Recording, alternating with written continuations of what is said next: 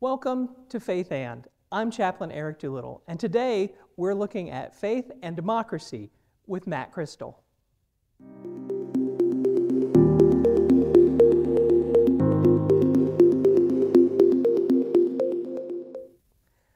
We want to welcome Professor Matt Krystal with us today. He is a professor of anthropology here at North Central College, and he's just returning from some of his research in Guatemala.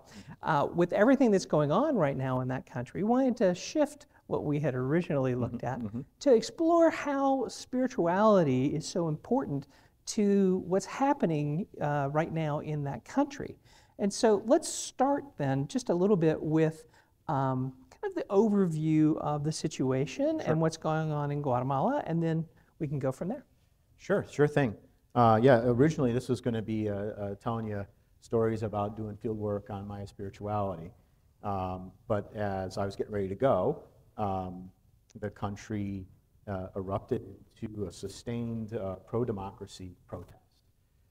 Back in June, a surprise candidate made it through to the second round and final round of the presidential elections, Bernardino Arevalo, son of the first democratically elected president of Guatemala back in 1944.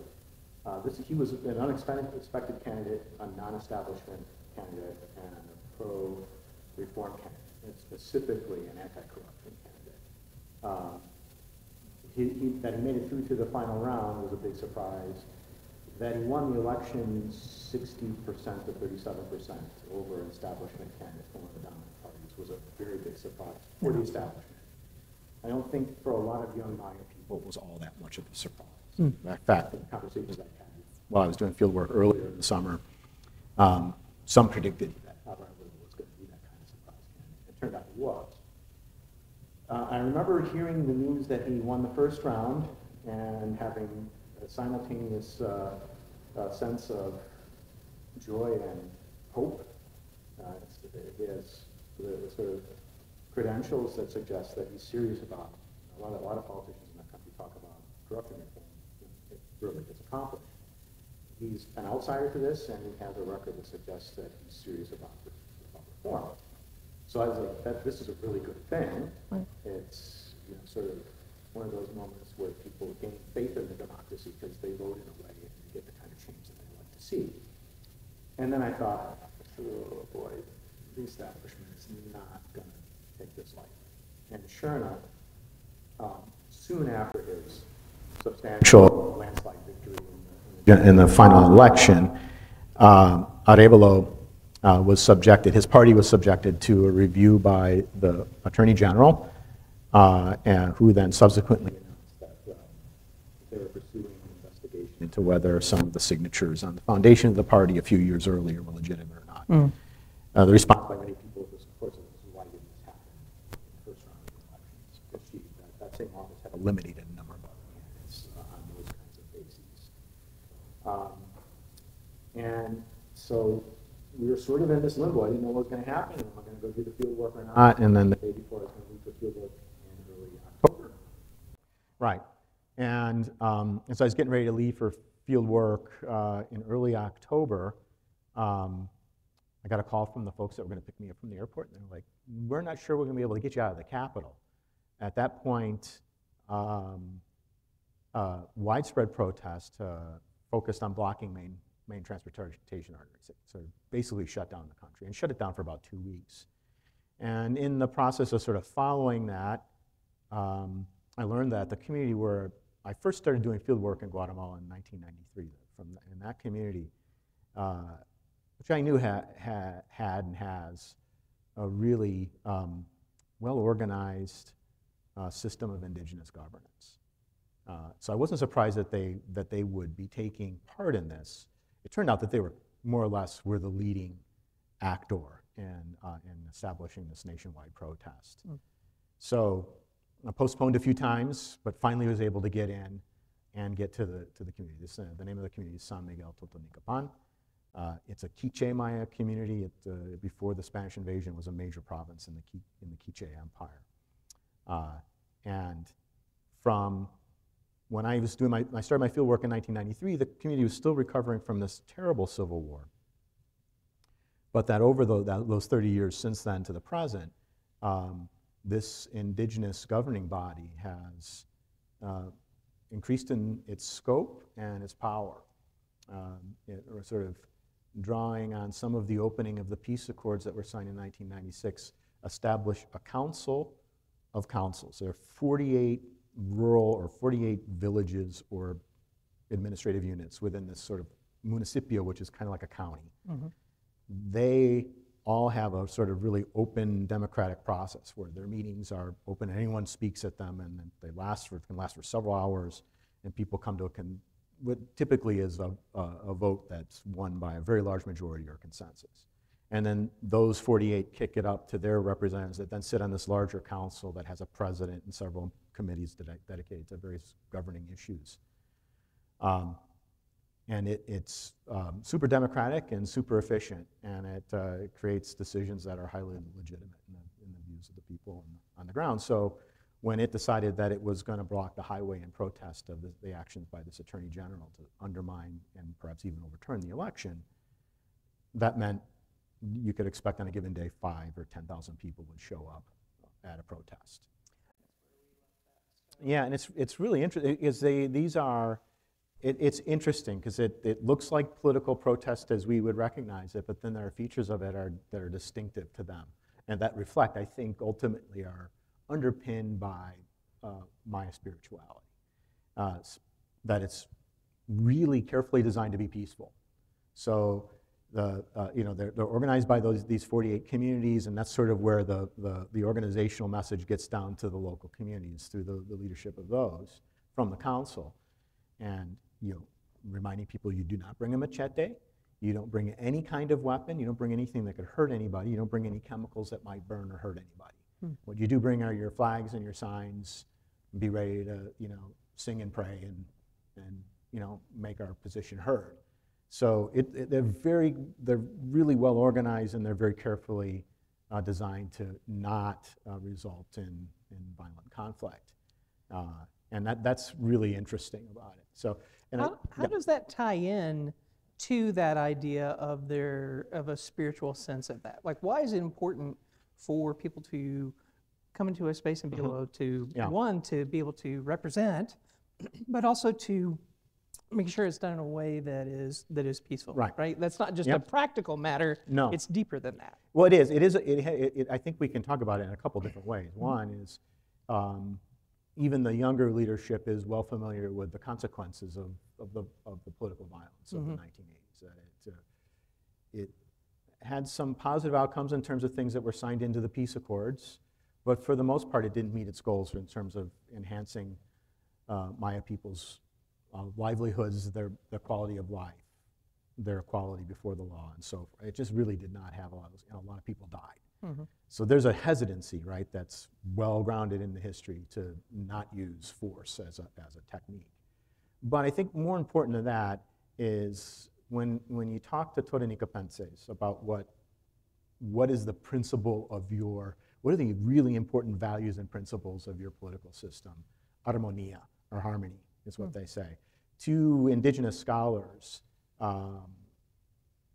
Edgar Esquit and Carlos Ochoa, one Cachiquel, the other Quiche, sort of look at all of these sort of indigenous governance systems across the highlands and talk about sort of two basic principles in them. Tiosh, which is sort of an order that occurs when everybody fulfills their duties to one another. And one another here means to your ancestors, to the spirits, to nature, to the larger community, to your family.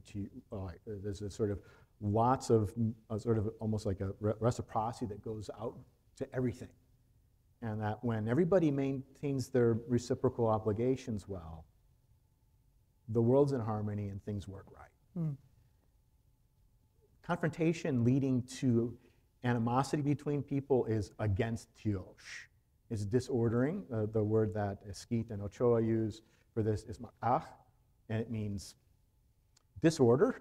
It means death, sin. Sort of like, and sin in a sense that this is one of those ways where I think this conversation about how Mayas have read the Christian message and incorporated it into their lives. the notion of sin in Mesoamerican groups tends to be more about cosmic orders and the community rather than individual. Consequence of misstep is one that has rippling effects throughout the community and even maybe the cosmic order, right? Mm-hmm. It reminds me of a parallel when you look at Judaism, especially, and of course Christians' roots within that idea of shalom, right? Which is much deeper than just a sense of peace, or it's much more of a rightness of relationship in that overall order, as opposed to how it kind of gets broken down by the time it gets into our very individualistic society of how I treat you. It's much more of the whole thing of rightness and what we're looking for. So just one of those parallels. That absolutely. And so that this armonía or harmony is the way that most of my field consultants talk about it. Esquit and Ochoa use these two Maya terms for it. Folks that I talk to typically talk about the governing principle of their, or the main fundamental principle of their community governance is this idea of armonía, or harmony. Yeah. And so we make and this is why the meetings are long, because people talk out, everyone has the opportunity to have their position heard, everyone has a mature political voice, right? And that can be a 15-year-old. It might exclude a 30-year-old, right? Their sort of notion of maturity in this sense is more by demonstrated performance than it is by, hitting a particular age. So people talk, they hear each other, they debate it, and by the time there's a vote, typically the votes are very one-sided. So they sort of work to this point that's reduced the potential for disharmony by finding the most common ground possible. It's highly democratic and highly participatory. And that sort of has been going on and continues to go on in indigenous governance bodies across Guatemala. What's distinctive about Totonicapán and why it took a lead in this nationwide protest is that council of the councils that can build and take decisions and form policy that is underpinned by a great deal of democratic discourse beneath, so that when it's formulated into this is what we're going to do about this issue, it is highly legitimate and has a lot of participation behind it. And I think what's really critical in it is a sort of mutuality that's across this, right? That harmony comes from a mutual fulfillment of obligations. We fulfill to our ancestors, we fulfill to the spirits, we fulfill to the natural forces that keep us alive, right? That when we fulfill those obligations in exchange, the things that make life possible, livable, enjoyable, and so forth, we can expect to have. If we don't, then we don't. And I think that that mutuality is implicit in the democratic message of this movement, which is they are more or less demanding from their national government the same sort of mutuality that they have with their local leaders, which is to say, you can expect our loyalty, our adherence to policy, and all of that sort of good stuff that a government wants from its citizens, as long as you are serving our needs in exchange. That there has to be reciprocity here. And we say words like armonía and tiosh, and all that. We run the risk of romanticizing this, and I want to avoid that, right? I think it's common in a lot of indigenous governance systems to focus on sort of reciprocity. But people in Totonicapán are really practical about this. So one of the criticisms of the movement is, there are 10,000 people out there blocking the highway because, well, their leaders obliged them to. So I asked one of my field consultants, the family I stay with, so Raquel, are these meetings obligatory? And she says, no, they're not. People go on a voluntary basis. However, and you might get fined if you don't, but that's not really what motivates people. She says, look, if I don't participate in the community governance, and take, for example, Mateo, I'm home alone, and someone tries to break in my house. If I'm not participating in community governance and I start screaming for help, I can't expect to get help. That those things that the group does for the good of the individuals are because the individual's committed to doing those things necessary to make the community work. So they're very, very practical about it. It's not it's certainly embodied in the ritual. So when we go to the altar and daykeeper, was the way we translate the term, the title is literally ach. It means, ach is a prefix that means somebody or something that works in an area. Ach means sun or day, someone that's a calendar ritualist. So when offering is made to the various calendar spirits, and many of them have animal components, are associated with the moon or the sun, water, right? Those vital forces and things that make life possible. There's this kind of constant giving thanks for, asking for permission of, that's fundamental to the ritual. Mm-hmm. And it's our fulfillment of our obligation to those spirits and forces and energies that make life possible. There is definitely a spiritual underpinning to it, but I think Totonicapensés understand it in a very practical kind of way, that without a strong community, there is not the possibility of a good individual life, and without individuals making their sacrifice and service to the community, there's not a strong community life. Oh. They really see these things as two sides of the same coin, as there's a mutuality to it. And I think that's something we see in, not only in indigenous practices in so many different places, right, especially within the Americas, but we really see that fundamentally in most of the world religions. It's just that how they get interpreted into individualistic societies, mm-hmm. that kind of puts that extra layer on it, where you start to lose that commonality, mm-hmm. and start to see much more about, it's about me and my needs and what I want, as opposed to this recognition of us. Yeah. And so again, I think back to some of the Christian traditions within the Acts, right, the book of Acts in the Bible. You see the community of the early believers coming together and working towards mutual support and respect and listening to each other. Mm-hmm. There's definitely a kind of a hierarchy as far as who has more voice, right? There's always people who kind of are seen as the term elders, right? That's where that is, that theological term still comes from, because it really was those people we saw with a certain sense of maturity in how they behaved. Often parallel to age, but not always. Mm-hmm. But there was this idea of like, we have to work together. And that was something that we had seen in the Judaism of the day, that was kind of being picked apart by the imperial powers of that time, who were much more focused on what I can get and what I can do, as opposed to how we can support one another. And so I think it's hard for someone coming from an American perspective to see that aspect, mm-hmm. and to think, what would it be like to be less competitive, to be less individualistic, and to think more communally. Mm-hmm. So there's that parallel, right? Mm-hmm. Because of the religious beliefs of what has become American Christianity, which is so focused on me, my salvation, my faith journey, my growth, and has lost that sense of us and connection. So the reason I wanted to kind of frame that out is because you've mentioned that in the community, there's the indigenous practices, but there are other folks who mm-hmm. are also practicing faith, either Catholic or mm-hmm. evangelical, mm-hmm. so they're still pulling from that same deep well of Christianity, but they're living that out in a different way. And so how does that fit in? Here you have a multi-faith society, but is rooted with the majority in the indigenous space. Yeah. But they still have that space for other people to intersect. So just explore some of that idea. Yeah, it's really interesting that, of course, with the Spanish invasion comes Catholicism, and it as practiced, particularly in the rural areas, right, it is appropriated very much by the native people, and they see parallels in their own tradition, no doubt, right? We can't look over their shoulders in the past, but boy, there's such obvious sort of the importance of blood and sacrifice is fundamental to Mesoamerican traditions, and there it is in Christianity.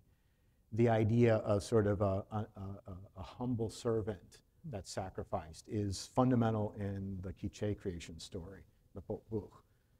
So there's these things that resonated clearly immediately with folks. Not all of it did. Sure. Right, and I think that's really where the interesting thing comes. Over the last 50 years or so, and certainly accelerating when I started my field work about 30 years ago, in addition to sort of having doctrinal Catholics and then a lot of Catholics that were also practicing native religion. Yeah, kind of a mix, right? Right. But really beginning 40 or 50 years ago, new Protestant religious systems or communities appeared.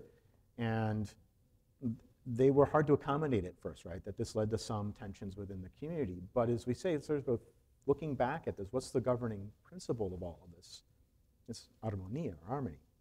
So I think we see this in other indigenous communities too, where the first encounter with Christianity or a new version of Christianity comes on the scene. It disrupts things for a little bit, and I think the general pattern that emerges is that folks, they like some of the theology, they like the hymns, they like the singing and so forth. There are a lot of things that they really like about. What they don't like is the exclusivism.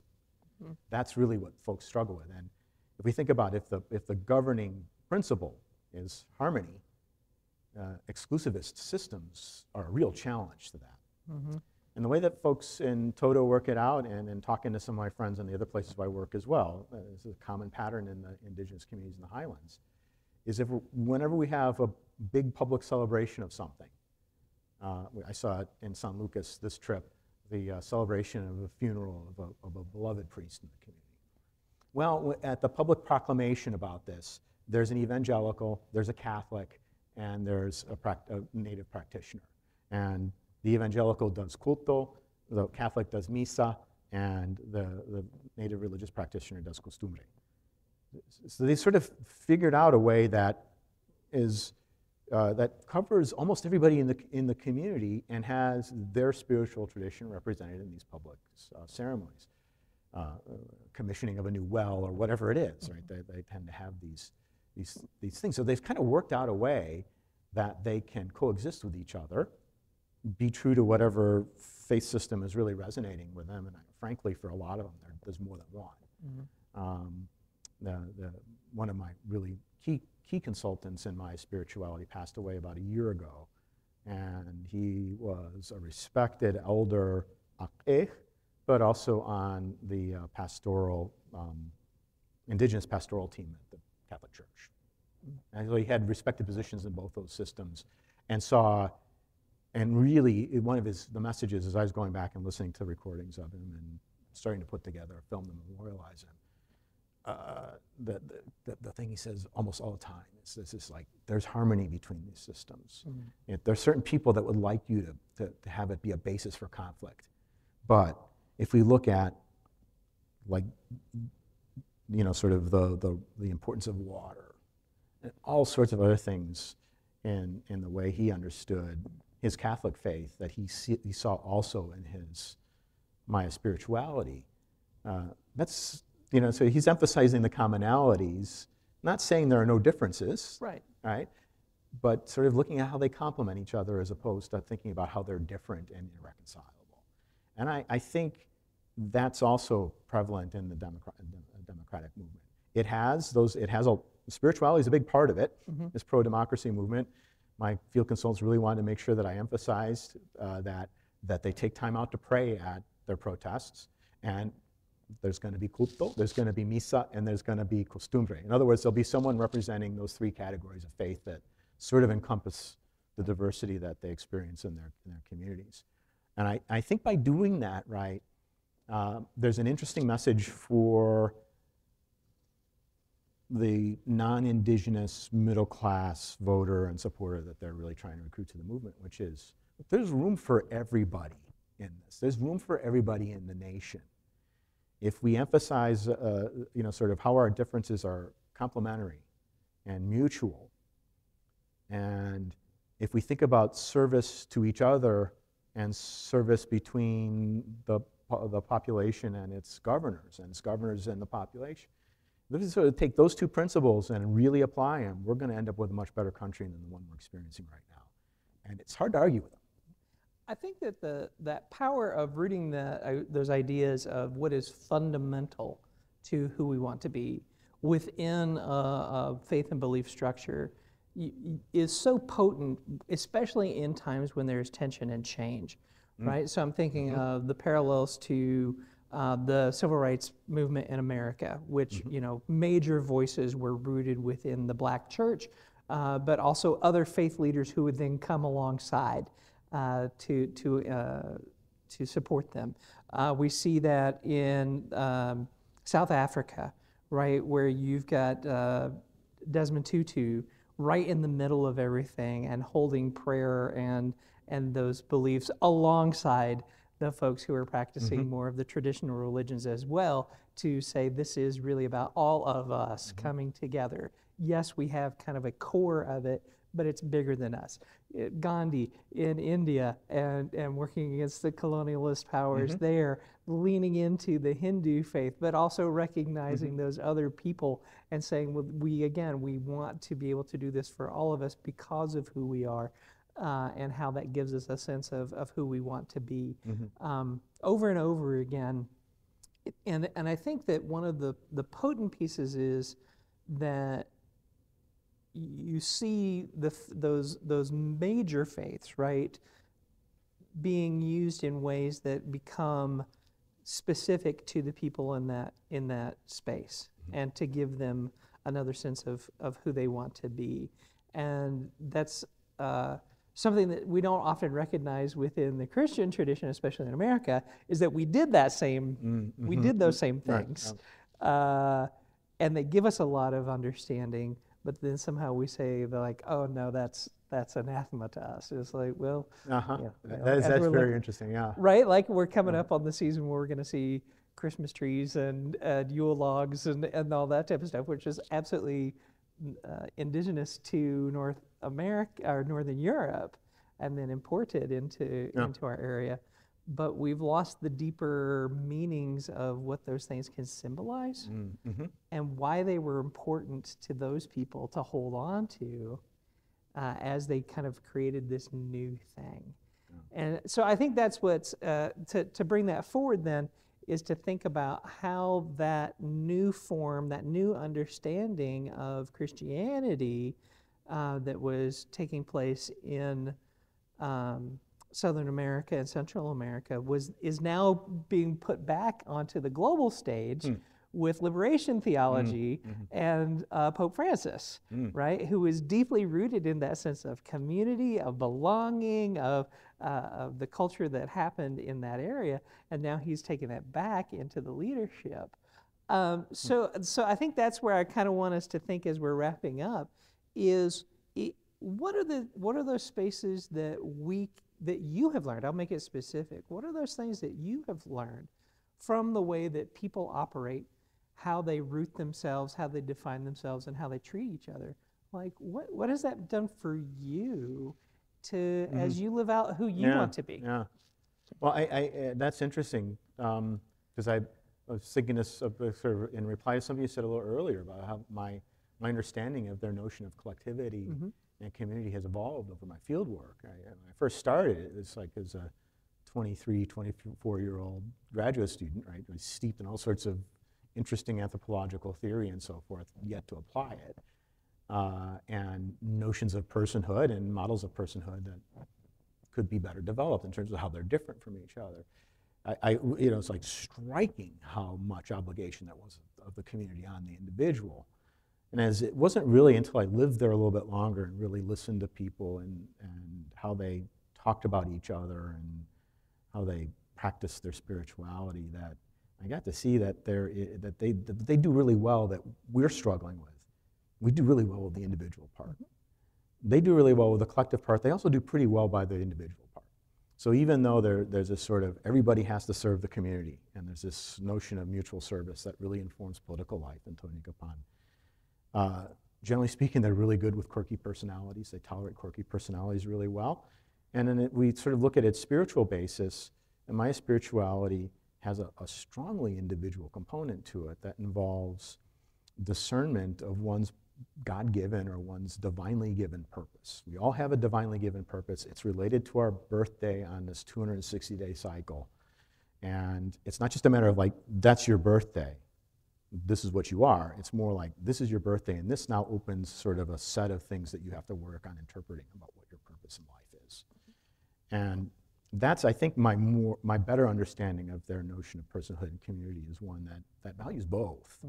And it really, it does sort of play out back into Raquel's discussion there, right? That yeah, you can't expect to have a good life as an individual without making a commitment to making a good community. They really frame that very well.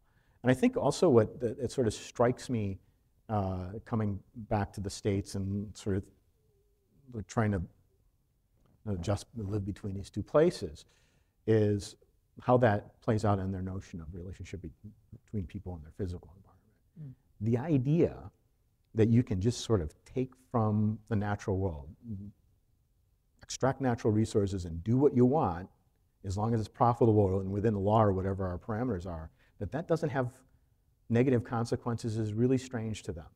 The idea that you could take and not ask, and take and not have consequence, and not pay back for what you take and not face consequences, in terms of sort of the things we take from nature that make life possible, is folly from their perspective. And so there's two things, right, that I try to bring into my life, and I think we need to think about more as a culture, if you will, is, boy, there's no quality of community life, a real quality of individual life without quality of community life. And we have to really start thinking about being in relationship with nature, not controlling it. And I think even our well-intentioned notions of the relationship between human beings and the natural world, like we're here to protect it. No, and we don't have that kind of power. We are in relationship with it, and if we abuse it, there are consequences. We see them now already. Right? We see these consequences now. That's not a hard thing for a run-of-the-mill quiche person to understand, as hard as we struggle with it. We have a lot to learn from them. We have a lot to learn from them in a lot of ways. Yeah, and the echoes of that into the idea of the duality of creation within Christianity and how that has been amplified, that will have to be a future conversation. I'd love it. Which I'm sure we will get to. So thank you so much for being here today. Thank you to the folks who are here. We'll have questions in just a second. And thanks for all of you who have been watching online. Take a second, if you would, to leave a like and leave a comment. We love to see your questions, and we'd love to be able to be in conversation with you. And we hope to see you soon. Thank you.